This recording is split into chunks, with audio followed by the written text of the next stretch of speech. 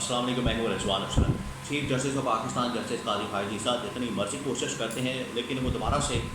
उनको मुँह की खानी पड़ती है और वो शिकस्त का शिकार होते हैं और तन्हाई का शिकार होते हैं। अब एक नई डेवलपमेंट हुई है सुप्रीम कोर्ट ऑफ पाकिस्तान में, जहाँ पर काजी फायजी साहब को एक बार फिर से खाना कर दिया गया, आइसोलेशन का सामना करना पड़ा और वो फिर तन्हाई का शिकार हो गए। जैसे सुप्रीम कोर्ट का वो फैसला मखसूस नशिस्तों के हवाले से, उसमें वो अक़लियत में शामिल हो गए और ये किसी भी चीफ जस्टिस के लिए बड़ा शर्मिंदगी का मकाम होता है कि वो अक़लियत में शामिल हो जाता है, अक्सरियत के अंदर नहीं आ पाता। और 8-5 से जो फैसला आया था उसमें 8 जजेस एक तरफ थे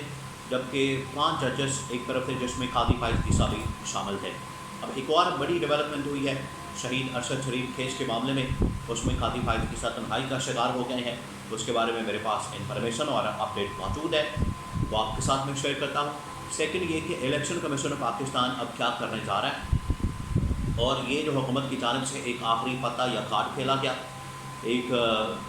मिस फायर किया गया, हवाई फायरिंग की गई और मखसूस नशिस्तों का फैसला सुप्रीम कोर्ट था जिसमें इमरान खान PTI को मखसूस नशिस्तें देने का कहा गया। उसमें बंद बांधने के लिए, रुकावट पैदा करने के लिए, आइनी तौर पर, कानूनी तौर पर उसके अंदर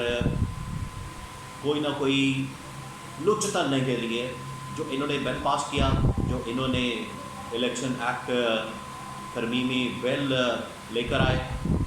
उसके असरात क्या हो सकते हैं, उसका कितना असर पड़ सकता है इलेक्शन कमीशन ऑफ पाकिस्तान के ऊपर, और इलेक्शन कमीशन ऑफ पाकिस्तान क्या इसके ऊपर सुप्रीम कोर्ट के फैसले के ऊपर अमल करेगा या फिर कंटेम्प्ट का शिकार होगा, निशाना बनेगा। इसके बारे में इंफॉर्मेशन मेरे पास मौजूद है। तो 2 इंतहाई अहम तरीन खबरें हैं, एक एक करके मैं आपके साथ शेयर करता हूँ। सबसे पहले ये कि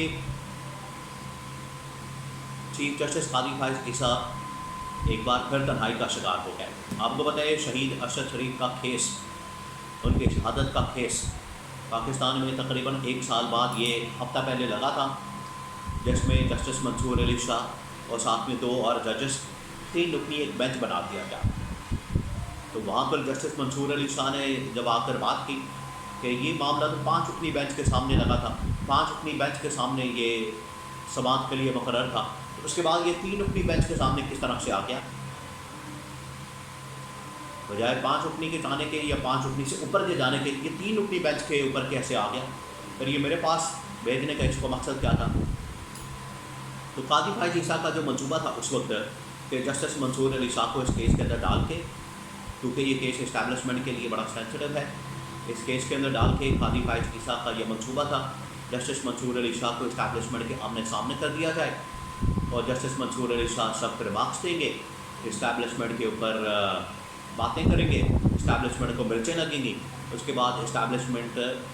जस्टिस मंसूर अली शाह को चीफ जस्टिस बनने से रोकेंगे, उनके रास्ते में रुकावट पैदा करेंगे और काजी फायजी साहब बीच में से एक्सटेंशन लेके अपना 3 साल प्रोग्राम शुरू कर देंगे। एक मंसूबा था, लेकिन जस्टिस मंसूर अली शाह ने बड़ी समझदारी के साथ, बड़ी अहम फरासत के साथ, बड़ी ही आइनी कानूनी जिम्मेदारी के साथ उन्होंने तमाम नुकात उठा के सामने रखे और ये जो मंसूबा था साजिश थी इसको उड़ा दिया। तो आपको बताएं कि जब भी कोई केस लगना होता है सुप्रीम कोर्ट में, तो उसके लिए प्रैक्टिस एंड प्रोसीजर बिल के तहत 3 रुकनी कमेटी है, जिसके अंदर चीफ जस्टिस काजी फायजी साहब, 2 सीनियर जजेस जस्टिस मंसूर अली शाह और मुनीब अख्तर। तो ये जब शहीद अरशद शरीफ का केस उनके सामने गया तो दोबारा से इसको लगाया जाए और एक बेंच तश्कील दिया जाए। तो 2 ने फैसला दिया है, जस्टिस मंसूर अली शाह, जस्टिस मुनीब अख्तर ने। काजी फायजी फिर तन्हाई का शिकार हो गए, 2-1 से फैसला आया, काजी फायजी साहब एक तरफ और जस्टिस मंसूर अली शाह और जस्टिस जो इस वक्त मुनीब अख्तर हैं, 2 सीनियर जजेस को एक तरफ। उन्होंने फैसला दिया कि 5 रुकनी बेंच तश्कील दिया जाए जस्टिस जमाल मंदोखेल की सरबराही में। तो ये 5 रुकनी बेंच बना दिया गया है जस्टिस जमाल मंदोखेल की सरबराही में। और वो जो उनकी ख्वाहिश थी काजी फायजी साहब की मंसूर अली शाह को इस्टेब्लिशमेंट के आमने सामने करने की, वो ख्वाहिश, साजिश, मंसूबा दोबारा से दम तोड़ गया। और यहाँ भी इस कमेटी के अंदर भी 2-1 से जो फैसला आया उसमें काजी फायजी साहब अकेले खड़े हैं और 2 जजेस एक जानिब है। तो यहाँ से आप अंदाज़ा कर सकते हैं कि किस तरीके से काजी फायजी साहब अपने टेन्योर के एंड वाले दिनों में शर्मिंदगी से दो चार हैं, और एक फैसले के अंदर भी अक्सरियत मेजॉरिटी इनके साथ नहीं। लेकिन वो जैसे कुछ ऐसा होता है, मकाफात अमल होता है, क्योंकि चीफ जस्टिस उमर अता बंदियाल के दौर हुकूमत में काफ़ी फायदे ईसा ने जिस तरीके से एक पूरा लॉबी बना के या पूरा एक ग्रुप बना के सुप्रीम कोर्ट के अंदर ऑपरेट कर रहे थे और चीफ जस्टिस उमर अता बंदियाल को तन्हाई का शिकार किया था, आज लगता है टेन्योर के आखिरी दिनों में काजी फाइद ईसा को उसी सूरत हाल का सामना है, और वो जो उस वक्त उमर अता बंदियाल के खिलाफ कर रहे थे आज उनके साथ हो रहा है। तो ये मकाफात अमल है। अब आ जाए जो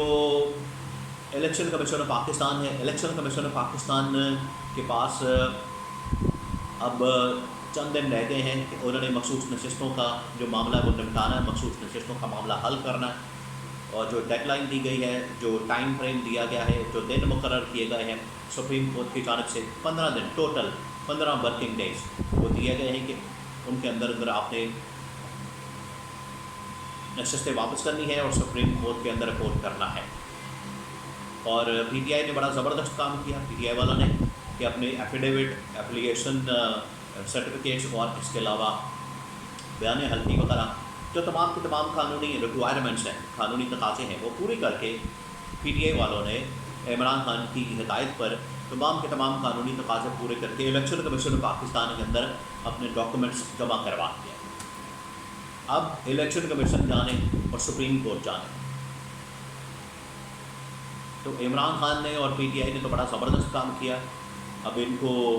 जिस तरीके से निशाना बनाया जा रहा है इनके MNAs को तोड़ने के लिए, वो अब मामला सारा नामुमकिन हो गया है और वो तमाम रास्ते बंद हो गए हैं इमरान खान और PTI को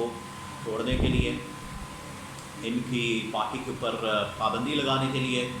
या इमरान खान पर गद्दारी का मुकदमा करने के लिए पार्टी पर पाबंदी लगा के। और ये अब नया जो कानून बनाया गया हुकूमत की जानब से इलेक्शन तरमीमी एक्ट के नाम पर, कि हम किसी तरह से इलेक्शन कमीशन को रोक दें इस फैसले के ऊपर अमल दरामद के लिए। लेकिन इनको शायद समझ नहीं आ रही कि सुप्रीम कोर्ट ने माजी में जाकर एक गलती को ठीक किया।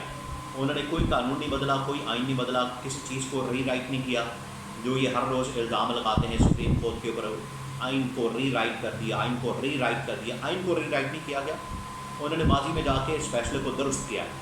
जो इंटरप्रटेशन गलत की थी, ब्लंडर मारा था इलेक्शन कमीशन ने, उसको ठीक किया, जिसकी वजह से कंप्लीट जस्टिस किया गया है। उस बुनियाद पर इलेक्शन कमीशन पाकिस्तान ने हर सूरत में नशिस्तें वापस इमरान खान को मखसूस नशिस्तें करनी ही करनी, और इससे फुल मैंडेट का रास्ता भी खुल गया है।